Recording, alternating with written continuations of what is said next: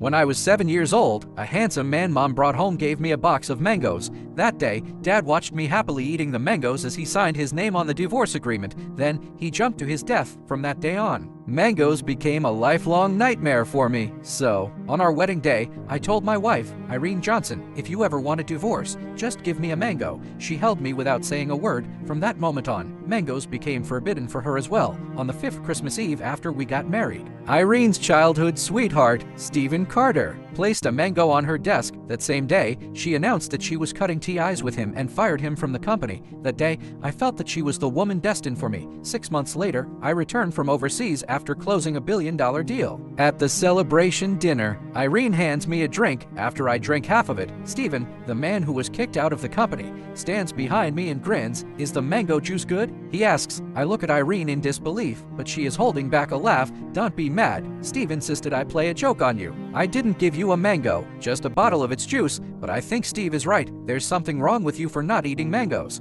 Look at how much you enjoyed it just now. She says. I keep a cold expression, raise my hand, and splash the remaining mango juice onto her face. Then, I turn and walk away. Some things are never a joke. Mangoes aren't, and neither is my decision to divorce. Mr. White, your stomach condition has flared up due to stress-induced triggers. From now on, don't consume any food that you dislike, otherwise, it might not just be a stomachache the next time. You could end up having part of your stomach removed. Stay in the hospital for a day's observation, and make sure to let your family know to come as soon as possible. I went quiet after hearing the doctor. For a new project, I worked day and night abroad for 39 days straight and finally made it home safely. I never expected that a glass of mango juice from Irene Johnson at the celebration dinner would send me straight to the hospital. I instinctively opened the pinned WhatsApp chat. I had just typed 2 words when something felt off. After taking a careful look, I confirmed that it was Irene, but she had changed her profile picture to a green mango. Just as I was staring blankly at the chat window, Irene's call came through. Her voice on the phone was icy. I'm home. Where are you? I stayed quiet. In the past, I would have forgiven her immediately, pretending nothing had happened and moving on with the conversation. But tonight, I had no idea what to say.